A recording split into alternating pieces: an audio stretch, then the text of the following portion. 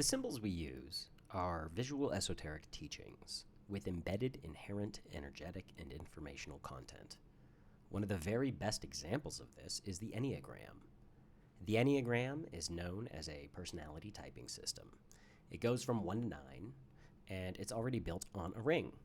So that's intriguing enough for me, but when you align it with the planetary correspondences as shown, it reveals so much, as you're about to see. Now, I got to shout out Slick Dissident for these placements, by the way. They are inspired, and he's got a great channel. It's linked in the description below.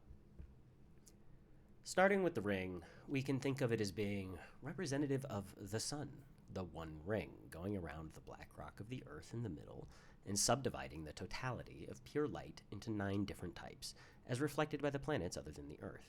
Think of it kind of like a prism, where the incoming white light gets separated into different colors. This is the same mechanism as why your position on the ring. That's why that determines the quality of the energy that you're expressing. It's just the same way that light gets split into Roy G. Biv colors. That's red, orange, yellow, green, blue, indigo, and violet. In the same way as that split, the quality of energy at any given point on the ring is ruled by the planetary archetypes. Now, you might be asking yourself, wait, how do the 7 colors relate to the Enneagram? And that would be a very astute question. The answer lies in division, of all things. Any single digit number divided by 7 will yield a sequence of numbers including 1, 4, 2, 8, 5, and 7. Again, 1, 4, 2, 8, 5, 7. I also want to note that it will always follow that sequence in order, although the starting point value following the decimal will vary. And that yields one of the 2 main energy flows, or vortices, in the Enneagram, with the other one being 3, 6, and 9 that form the triangle. Now, before we go further, we need to talk about these like and subscribe buttons. I want you to pretend for just a minute that they're kind of like your Hollywood crush trapped and horny in a stuck elevator with just the 2 of you and no AC. So as the temperature rises, what are you going to do in that situation?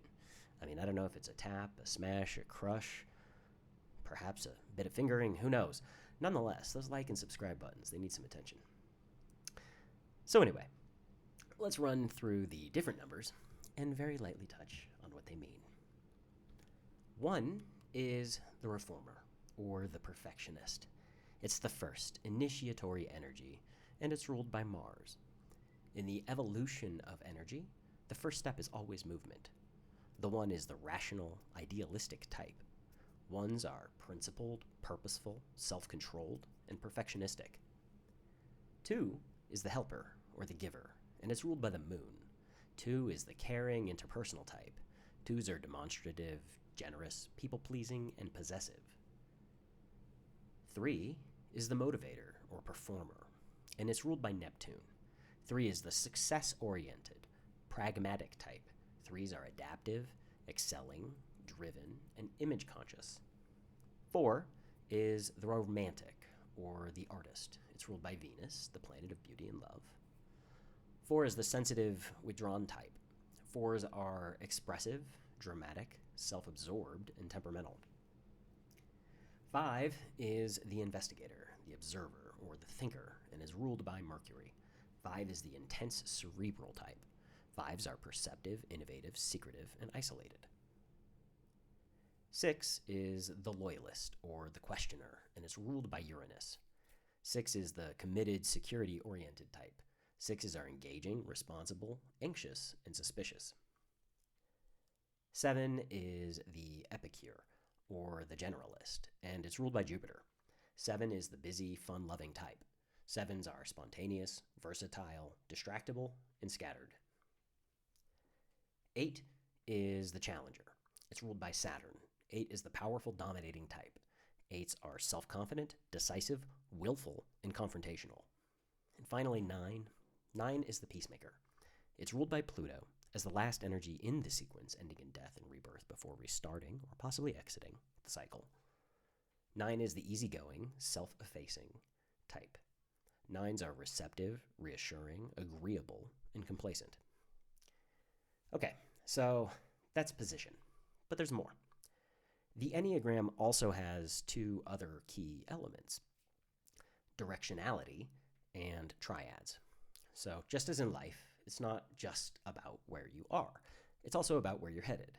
And each position has a particular relationship between two other positions, where moving in one particular way is an integrative shift, while another is disintegrative. Here's an example from my life.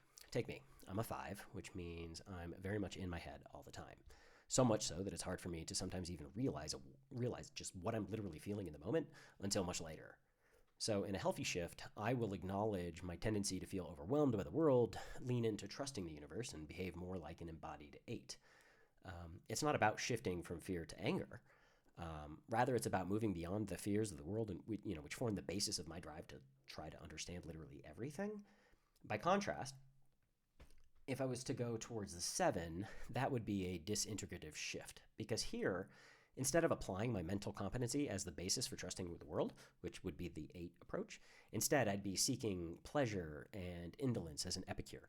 It does not really lend itself towards the progression of energy in a healthy way, the integration there.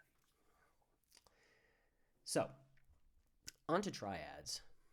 First, let's start with the triads related to primary motivation center of each type. The intellectual center is particularly associated with types 5, 6, and 7. People with one of these dominant types are largely motivated by thinking issues related to fear. 5s internalize fear and react by seeking knowledge to achieve security. The 6 overexpresses fears associated with other people, particularly groups, and the 7 underexpresses fears of the world, which shows up as FOMO. The emotional center is particularly associated with types 2, 3, and 4. People with one of these dominant types are largely motivated by heart-centered feeling and image issues related to anxiety, depression, and shame. 2s overexpress their feelings and, from other people, say to and from other people in a you should feel the same way I feel kind of way. 3s are out of touch with their feelings and thus seek validation through accomplishment in the external world, and 4s underexpress their feelings yet seek themselves in the outside world. The instinctual center is particularly associated with types 8, 9, and 1. People with one of these dominant types are largely motivated by gut issues related to anger. 8s externalize their anger towards other people as they play domination games. 9s internalize their anger and take external impulses as their own, causing them to often act as mediators. And finally, 1s express their anger at the world in situations in the here and now as they, make that very hard, make their choices immediately. In a somewhat similar vein, the Hornevian groups divide the types into withdrawn, aggressive, and compliant types. Withdrawn types are 4, 5, and 9. Compliant types are 1, 2, and 6. And aggressive types are 3, 7, and 8. The harmonic groups divide the types into positive groups, 2, 7, and 9. Reactive groups, 4, 6, and 8. And competency groups, 1, 3, and 5. And for the final triad, object attachment groups divide the types into frustration groups, 1, 4, and 7, rejection groups, 2, 5, and 8, and attachment groups, 3, 6, and 9. Okay, so that's the big 3 aspects of the Enneagram: position, direction, and triads. And just like in the last video, we can think of this like an equation where we add the smaller conceptual elements together in order to get the bigger, broader, grander conceptual picture. And here, it's the energy themes that we just discussed in the triads that layer together to result in 9 individual energetic signatures from, originally, 7 rays of light. Full circle. Back to that prism analogy.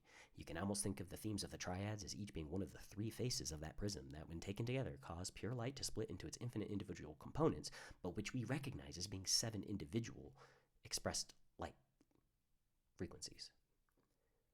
And many spring forth from the one.